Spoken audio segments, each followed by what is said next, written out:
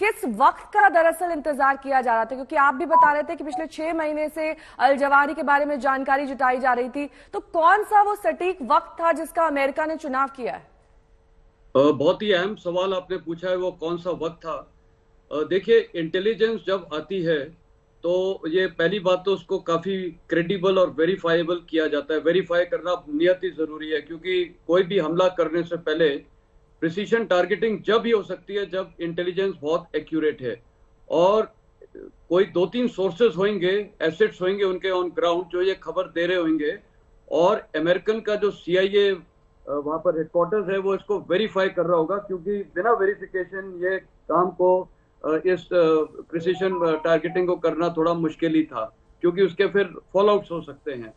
तो जब उनको कंप्लीट हो गया होगा वेरीफाई हर तरीके से, और मेरे को लगता है कि कोई सर्वेलेंस और ऑन ग्राउंड कोई एसेट होगा जिसने बिल्कुल सही पिन पॉइंटेड ये भी बताया होगा उन्होंने। देखिए, जो वहां पर ग्राउंड पे एसेट्स होंगे, एक वहां रूटीन देखना नियत ही जरूरी हो जाता है। हो सकता है एवरी डे इतने बजे वो अल जवारी बैल्कनी में आता होगा फ्रेश हवा लेने या चाय पीने, पता नहीं, पर वो बैल्कनी में आता होगा। तो जब वो एक ट्रेंड बन जाता है, और इसीलिए बोलते हैं फौज में भी कि कभी भी कोई सेट रूटीन और पैटर्न किसी को नहीं रखना चाहिए, क्योंकि वो दुश्मन को आसान हो जाता है टारगेट करने के लिए।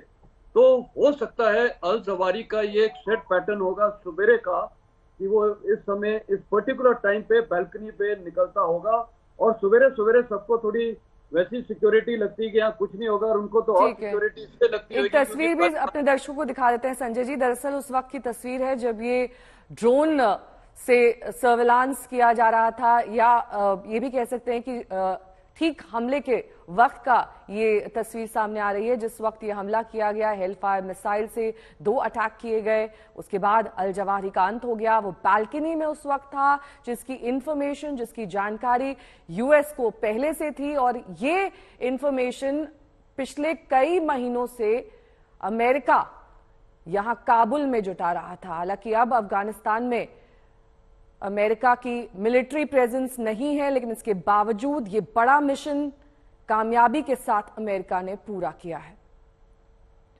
संजय जी, अपनी बात पूरी कीजिए अब।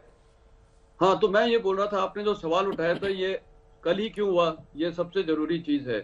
देखिए, मैंने जैसे दो तीन चीजें बताई। पहली बात तो वेरिफिकेशन ऑफ टारगेट इज बहुत जरूरी है, वो समय लगता है। उसको कई सोर्सेज वेरीफाई करते हैं, और सर्वेलेंस ड्रोन, और जो वहां पर सर्वेलेंस ड्रोन भी उड़े होंगे, जो ऑन ग्राउंड एसेट्स हैं, इलेक्ट्रॉनिक सर्वेलेंस, कई तरीके से इसको वेरीफाई किया गया होगा। वेरीफाई करने होने में एक पैटर्न देखते हैं उस टारगेट का पैटर्न क्या है। तो ये पैटर्न में शामिल हुआ होगा कि ये इस समय रोज बालकनी में निकलता है और अकेले आता है, तो ये एक पैटर्न भी स्टैब्लिश हो गया।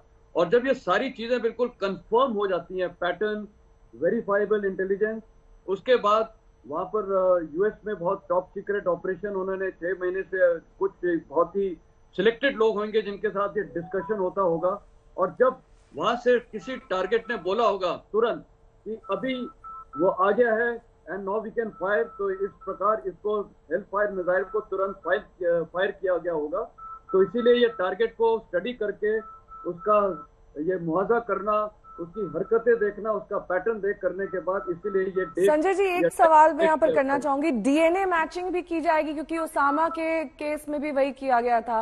अब यूएस उस लेवल तक भी वेरीफाई करेगा? हाँ, डीएनए मैचिंग तो मेरे ख्याल शायद अभी पॉसिबल ना हो, क्योंकि ऑन ग्राउंड तो यूएस वहां पर है नहीं, और ये जहां तक ये तालिबान है वो भी नहीं करने देगा, और तालिबान तो प्रोपेगेंडा भी करेगा कि शायद नहीं मरा। मेरे को लगता है वैसे 100% ये एक्यूरेसी किल है, क्योंकि पहली बात यूएस प्रेसिडेंट ने अनाउंस किया है, नंबर 2 ये भी अनाउंस हो गया कि Al Adel is going to be the next leader, तो उसमें कोई डाउट नहीं है। नहीं तो तालिबान तो कल ही खंडन कर देता, और तालिबान भी चुप रहा है। देखिए, उनकी टेरिटरी में, उनके इलाके में, उनके नेशनल कैपिटल में ये अटैक हुआ है कल तक, और पूरी वर्ल्ड को पता नहीं है। तो हैरानी की बात है, तालिबान क्यों चुप बैठा हुआ है? उसको तो कल ही डिनाई करना था। तो अब डिनायल स्टेज तो इम्पॉसिबल है करना, पर डीएनए अब कैसे होगा, उसकी बॉडी तो मेरे को नहीं लगता तालिबान वहां देगी, लेकिन डीएनए की शायद इतनी जरूरत ना पड़े, क्योंकि उसकी आइडेंटिफिकेशन और ये जो वहां पर ऑन ग्राउंड ऐसे इंटेलिजेंस सोर्सेज थे वो बिल्कुल सही इंटेलिजेंस बता रहे होंगे। देखिए, इसको मॉनिटर तो काफी दिन से कर रहे हैं, 1 साल से ज्यादा हो रहा होगा। पहले ये पाकिस्तान में था, वहां से कैसे आया है, कब आया है, ये एक बहुत बड़ा ट्रेल होता है इंटेलिजेंस का। और इसीलिए ह्यूमन इंटेलिजेंस इतनी एक सक्सेसफुल चीज होती है, क्योंकि उसी से ये सब चीज मुमकिन हो सकती है। तो डीएनए का अब मेरे को पता नहीं ऑन ग्राउंड, ये मेरे ख्याल अशरफ थोड़ा इस पे ज्यादा लाइट थ्रो कर सकते हैं कि कैसे होंगे, क्योंकि बॉडी किस प्रकार है, बॉडी कितनी डिस्ट्रॉय हो गई है, अशरफ, आप टुकड़े हो जवाब गए। दीजिए इस बात का, कैसे वेरीफाई होगा कि जिसको मारा है वही अल जवाहिरी है? और एक और सवाल मेरा इसी से जुड़ा हुआ कि पहले तो पाकिस्तान शेयर दे रहा था अल जवाहिरी को, कब ये सेफ पैसेज अफगानिस्तान तक हुआ, उसके बाद अफगानिस्तान में उसे ट्रैक किया गया, पूरा ये मूवमेंट का ट्रेल अगर आपकी समझ में आए तो? नेहा, दरअसल अगर ये बात सच है जो अब क्योंकि अमेरिका का राष्ट्रपति इस तरह से 2 दिन के बाद जो स्टेटमेंट देता है, इसका मतलब है कि ये कहीं ना कहीं कन्फर्म अब हो गया है कि अल जवाहिरी इस टारगेट में मारा गया था। हमने हजारों अटैक देखे, अमेरिका के सैकड़ों अटैक देखे पाकिस्तान के सीमावर्ती इलाकों में ड्रोन से, या अफगानिस्तान में 20 साल तक कई बार जो है उनका निशाना चूक जाता था।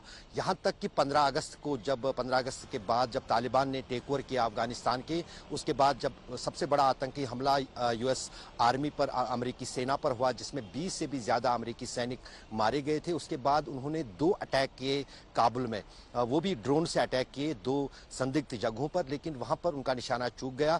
जो उस 16 अगस्त के आतंकी हमले में मुलविस लोग थे वो उसमें नहीं मारे गए थे, उसमें कुछ सिविलियंस मारे गए थे। तब तो तालिबान का पूरा उस दिन कंट्रोल नहीं था, उस पर विरोध भी जताया था तालिबान ने।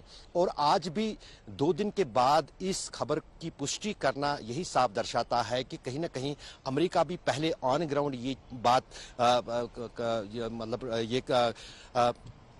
समझना चाहता था कि क्या अल जवाहिरी ही अकेला इस हमले में मारा गया है या और कोई। जब उनको पुष्टि हुई होगी अपने सोर्सेस से, तभी अमेरिकी राष्ट्रपति ने इसका विवरण दिया 48 घंटे बाद। लेकिन जहां तक डीएनए की बात है, क्योंकि तालिबान ने इस हमले की निंदा की है और कहीं ना कहीं जिस अंदाज से अलकायदा ने अपने उत्तराधिकारी जो है अयमन अल जवाहिरी का, उसकी भी घोषणा की है, ये साफ दर्शाता है कि अल जवाहिरी ही मारा गया है। काफी उम्र रसीद था, बुजुर्ग था, बीमार था काफी सालों से, क्योंकि अगर उम्र देखें तो उसामा बिन लादेन और उसकी एक जैसी थी और एक साथ चलते थे।